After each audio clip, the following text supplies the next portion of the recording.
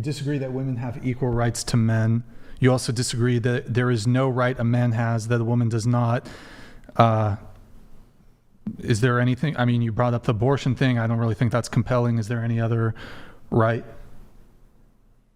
No. So just that one? I mean, that is a pretty major one, but yes. Right, but so, I mean, considering that men don't have any reproductive rights, it's not clear to me if this is like an inequality between men and women. Does that make sense? I mean, it takes two people to make a child, so they both should have an equal... Say? So if a man wants a woman to have an abortion, but she wants to keep the child, he should be able to force her to have an abortion? No. Oh, so he doesn't have a choice then? I don't know why you're throwing these situations at me right now. I mean, this is a pretty frequent situation that occurs. I mean... Obviously, men can't compel women to get abortions, but for example, like a guy could be on the hook for 18 years of his life of child support if he, you know, didn't want to have a kid and she lies about being on birth control. It was a casual encounter. She keeps the kid. I mean, these situations do. I'm not in favor of men being, I don't think men should be able to force women to get abortions, but like, I'm just a bit confused there. I mean, in that case, no, it's not fair to the man. Yeah, right, but that's why it has to be their body, our choice. Okay. Okay. But again, like when it comes to this abortion thing, men don't have a right, any reproductive rights. So you saying that you disagree that women have equal rights to men, there is no right a man has that a woman does not. It doesn't occur to me that they're like, as it currently stands, absent either men being able to compel a female sexual partner to get an abortion or just an outright abortion ban, there is an inequality between men and women, and this inequality is to the, I suppose, well, it depends on your side of the aisle, seems to be a right that women possess that men don't. In terms of... Okay, you will agree. Okay, so Roe v. Wade pushed it back to the states. So there are states where women can still get abortions, correct? Yes. Okay, is there any state where a man has any reproductive rights? No. Okay, so in order to create equality between men and women, you have states where women have a right, correct? Like, for example, you have a right to get an abortion in California. Yes. What corresponding right do men have in California pertaining to this topic? So you would have to concede then that women have a right that men don't, correct? I guess, yeah, on your terms. Right, because men can't get, there is no... I mean, in your case, are men forced to go through that pregnancy? Are they forced to carry the child? Are they then forced to make a choice whether to adopt or then raise this child for the next 18 years? So you can't really say that we're equal on that standpoint. No, there's biological differences, but when it comes to rights, what right does the man have in this situation that the woman doesn't? The woman has the right to abortion. The man has a right to... Nothing? On paper, yes, what you're saying is right. I'm saying this is much more of a nuanced take than you're putting it out to be. It's very black and white how you're saying it right now. What is the nuance? I'm failing to see the nuance. That women reproductively, we have a uterus, that we're forced to carry this child if, yes, it's in terms of well, you're rape, not always essay. Forced to... Okay, I'll give you that. But if it's essay, you're too young, then you're forced to carry out this pregnancy and then decide if you want to keep it or not. And men can just walk away. I mean, hold on. In California? In any state. I mean... You know what? Agreed. Let's just make the concession, for the sake of argument, that if you're essayed underage, or essayed at all, or you have an ectopic pregnancy where it would affect your life, in those instances only, we will go ahead and grant that you can go ahead and have an abortion. You're saying, do I agree with that? But you still want abortion absent those things, right? Yes. So you only are arguing those things as the outliers because you're demanding, based on those outliers, that everybody has the right to abort anyway. So we'll just grant it for the sake of argument. What could your argument possibly be then? That there's no rights infringing upon abortion. Is that what you're saying? No, I'm just saying that even if Brian were to grant for you, okay, under the cases of SA, and if the mother's life is at risk, you can have an abortion, but all other abortions are outlawed. Why is that problematic? It's because I believe in the woman's choice. That's it. Yes, that's it.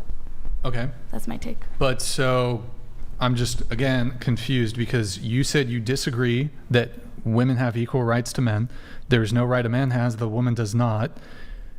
Is there anything besides it's not clear to me that this abortion conversation, it pertains at all because men don't have any sort of reproductive rights.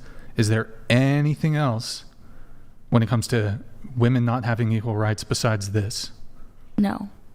Okay. So do you have equal rights to men in California?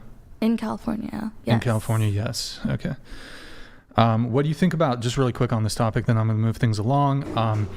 The man doesn't want to have the kid. The woman wants to keep the kid. What do you say to the man? If the man doesn't want the kid and the woman is... What's his remedy, if any? They should sit down, have a conversation. If that's not working... The woman is steadfast and she's made a choice that she's going to keep the child. Then he should concede his rights to the child. What do you mean, like, concede his rights? Like, give up his rights, give up his parental rights, and walk away. Okay, so a man, and this applies to every single state in this country, he can revoke parental rights. He can revoke those rights. He's still on the hook for child support. You realize this, right? Yes. Doesn't seem very fair, does it? No, and I would argue in that case that you should not have to pay the child support, but that's the way the system's built. That is the way the system's built. I agree. Yeah. Why don't you think there's more feminists fighting to abolish child support? Given the unfairness of it for men. I'm not sure. I mean, I would say that if he wants no part in raising the child, then I don't want his money either, and that this is my choice to keep the child. I don't know. I don't know why that's not the case. All right. So couldn't it be the case then that the reason that the state intercedes on the behalf of making the man pay the child support is because if he doesn't, and the woman who decides that she's going to keep the child, even in lieu of the man not wanting the child, the state says, well, that burden shouldn't go to taxpayers who are not his father or mother. It should go instead to the parents. So then would you then support cutting off public assistance to women so that men who equally do not have any paternity over this child should not have to then pay for this child who is not theirs? I understand the question. I mean, I know it's very controversial.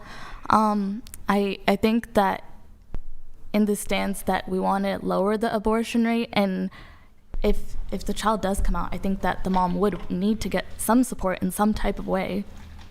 Yes, but now she's reliant not on herself, but is reliant upon the taxpayer. So the reason the state intercedes and says that the father has to pay child support is so that the woman's not reliant on the taxpayer, but instead gives the responsibility to the parents themselves.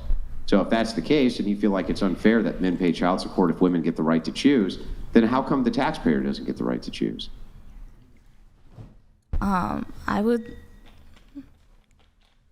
say it's unfair.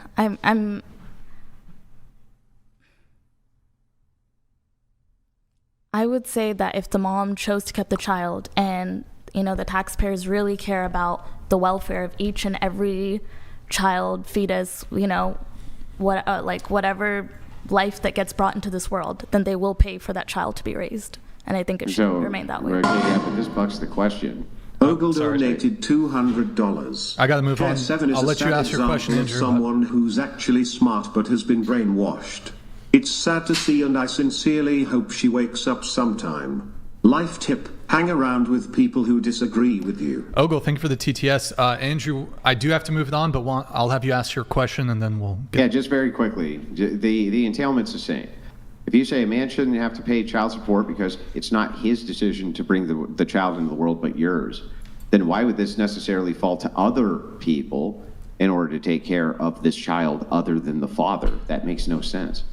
Well, you keep bringing up the point that, you know, this is a sacred life that we're bringing to this world. Then by your stance, everyone should, you know, help. Yeah, but I'm talking about your stance. Your stance is My that the stance is father that- should have no responsibility towards the child if he chooses not to, and so shouldn't have to pay child support because the mother's choosing. If that is the case, then the entailment there is, why should other people then have to pay if they don't want to, because it's not their child, right? I think that if the father doesn't want to pay, then I am in support for the government to pay, and I support the taxpayers pay. Well, it's not the government paying; it would be other. The taxpayers. So then, in your scenario, here's how it works. Honey, I don't want you, or I don't want this child. Well, I do, but luckily you don't have to pay any child support whatsoever because that's what the law says. So then you go ahead and have the child, and then the taxpayer has to fund the child that you chose to have. How's that fair? That's my stance. Okay.